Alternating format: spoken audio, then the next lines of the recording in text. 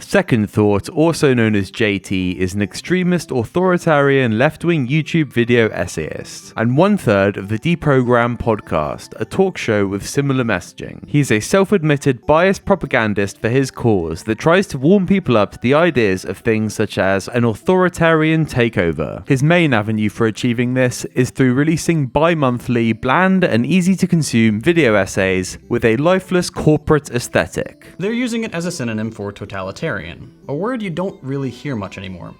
It's sort of fallen by the wayside in favor of authoritarian. Kind of like using the word commie as a slur has been superseded by tanky in the last few years. Same idea, different era. Many of his videos are quite repetitive, and are nothing but depressing, meandering lists of bad things that Second Thought thinks are the fault of capitalism. The video you can see here, A Future Beyond Capitalism, is just this until 19 minutes into the video, where he makes a comment I find particularly interesting. The only reason I'm able to support myself now is because I got lucky and the YouTube algorithm picked up my channel one day. I now spend my time actively fighting that same algorithm as it tries to bury my content. YouTube is trying to bury his content. These mind-meltingly boring anti-capitalist videos that are doing exceedingly well on this platform are getting buried. Are they?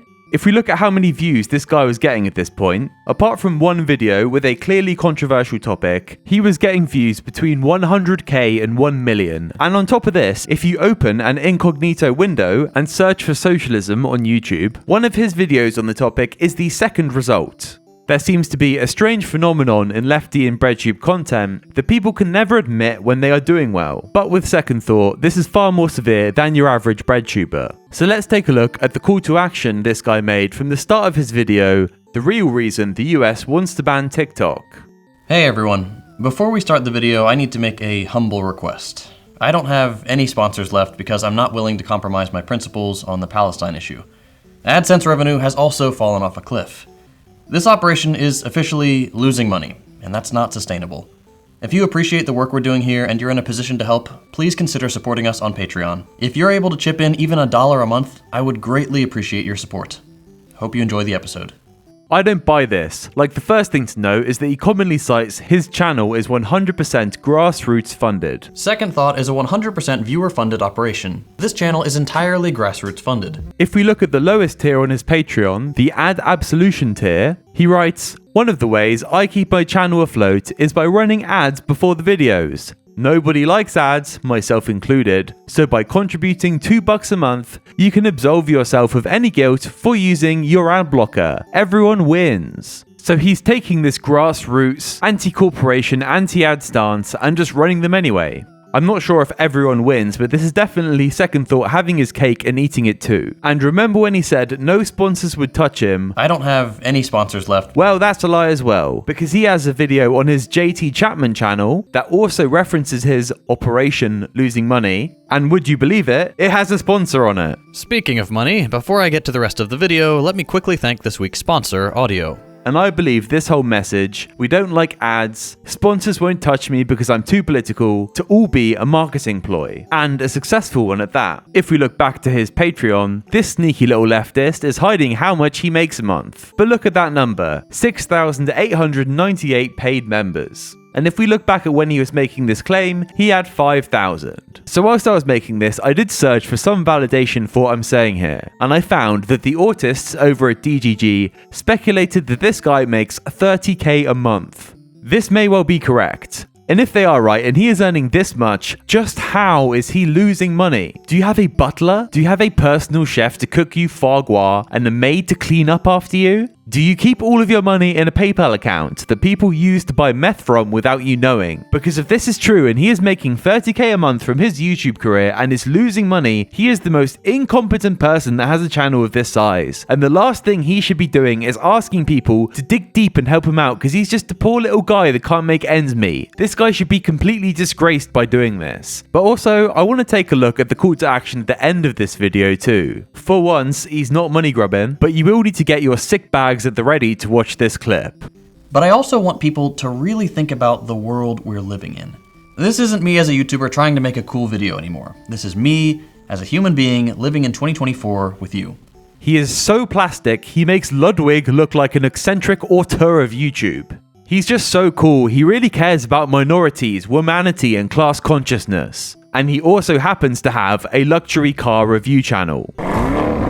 As of right now, you can catch our new car show, Grand Test Auto, right here on YouTube. That's right, the guy that's made a career off of talking about class consciousness decided in all his wisdom to start a channel where he reviewed luxury cars with his friend. How insanely out of touch with this world do you have to be to think this is an appropriate move whilst holding the beliefs you do? On top of that, he's also a big environmentalist guy. And when he's critiqued on this channel being hypocritical, he completely sidesteps the point. We can see here a commenter writing, "After so many vids on climate change, you're gonna upload video about supercars. Am I the only one who sees the hypocrisy? Do as I say, not as I do." Second Thought responds to this saying, "Don't be ignorant, the 6 biggest cruise ships, 6, produce more emissions than every car on the road. Focus your anger where it counts." This has been upvoted. People are buying this shit. If you have supported this guy financially, you have been played. You have given this struggling creator money so him and his friends can play around with supercars like the high-class members of society. His friend in this case is Real Life Law, a co-founder of Nebula, and Second Thought was also one of the co-founders of this platform. But he got kicked off from there because him and the people from the Deprogram podcast said some pretty unhinged stuff that Second Thought wouldn't back down from. But what's this? Second Thought is now on Means TV. Hey there,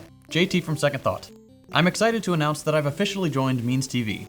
As of right now, you can find all my content, including the new F Word, my series on fascism, on Means. Great, I guess his failing channel is now going to have a new lease of life. Like a good capitalist, this guy's got a really convincing ad read, and he's playing this at the end of every one of his videos at the moment. And I do like to think, what's he got written on that piece of paper there? What's he doing with that pen? Because it's not his script, it's not notes, he's got a teleprompter for that. He talks about his teleprompter in his communist propaganda video. Call me a schizophrenic, yeah, maybe the text is just tiny, but I think they might just be smudges. I don't think there is anything written on there. I think it's just a smudge. I think he's got a broken printer in his house and he's just passing off paper with smudges on as a prop to look more intelligent. And look at this guy's whole set for that matter. This is the epitome of someone that wants to come off like they know about art and design, but they themselves have no taste and end up sat in a soulless IKEA showroom of a set. Getting a single static image to talk over would be better than looking like you have the personality of an Apple ad campaign.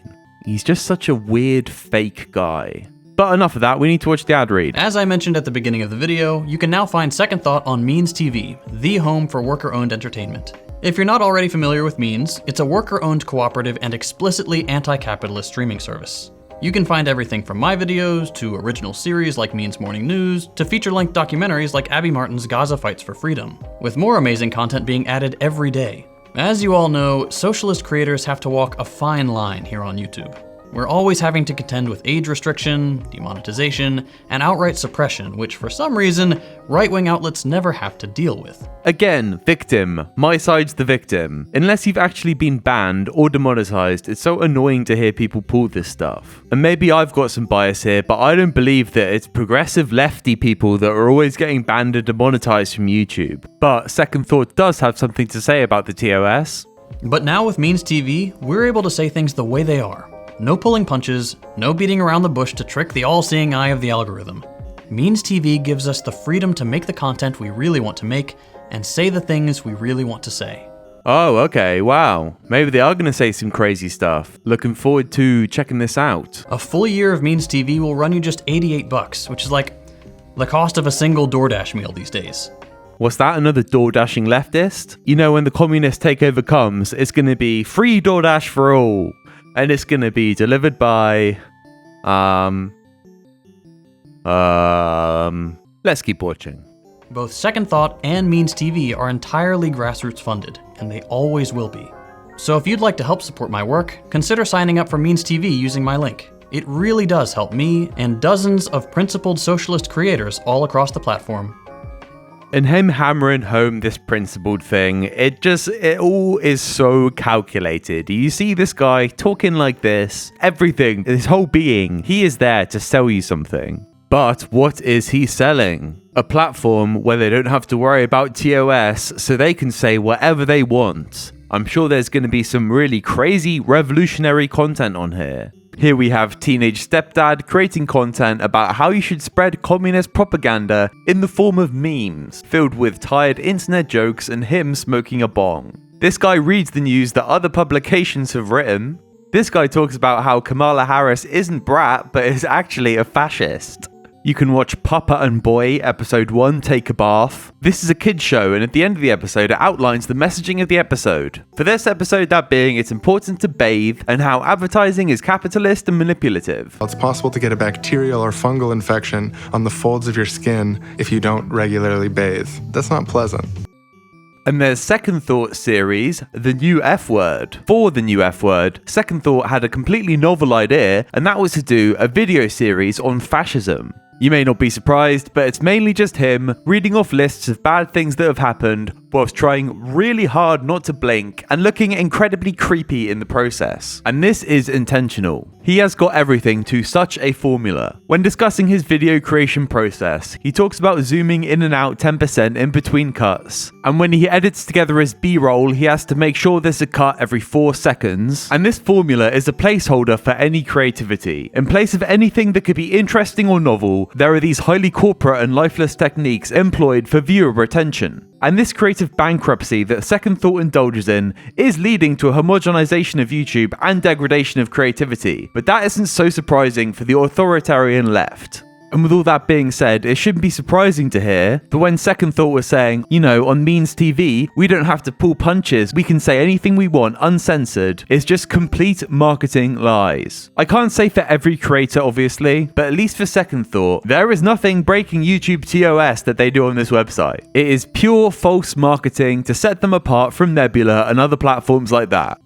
And something to tack on is Means LLC have also produced a video game, Tonight We Riot. It's a little pixel art beat 'em up, nothing too crazy, but it's a game where you head a communist revolution by going around and liberating factories.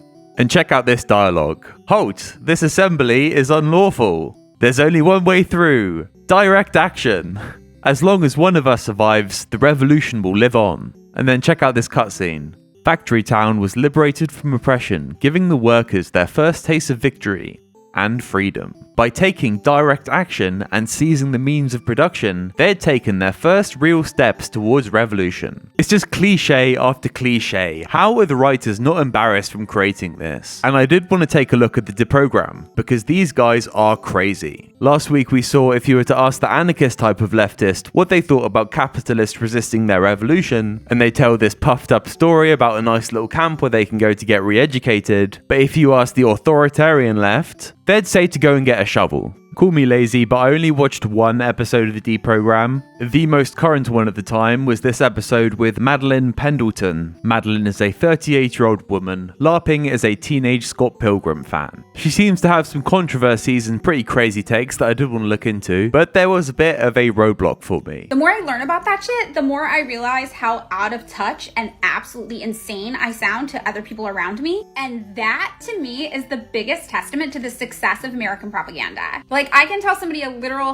fact and present the data from the CIA's own website, and I still sound unhinged and deranged to them. Maybe it's not my place to say, being British and that, but I struggle to understand how people exist that actually talk like this. I tried to get some more information about this person without hearing their voice, and this clip from this video I found to be particularly funny. I won't get into every hairy detail of the dozen or so long-form videos that Madeline made during this unraveling this week, but I will share this. Madeline ended up drawing a direct comparison between herself and Fred Hampton, who is the founder of the Rainbow Coalition, i.e. a prolific civil rights activist and a Black Panther who paid for his beliefs with his life via FBI assassination. It should go without saying that this is both delusional and also highly offensive. To draw a comparison like that, given her social position and context, is well beyond the pale. But as for the deprogram episode, there's nothing remarkable. And as for our boy Second Thought, he just sits there with this gormless face the whole time. He barely says anything. I might have another go at watching it sometime. I don't know. There is a limit to how much lefty propaganda I can take. And I realized this video did get a little bit preachy, but this soulless propaganda machine pretending to be a normal cool guy and begging for money,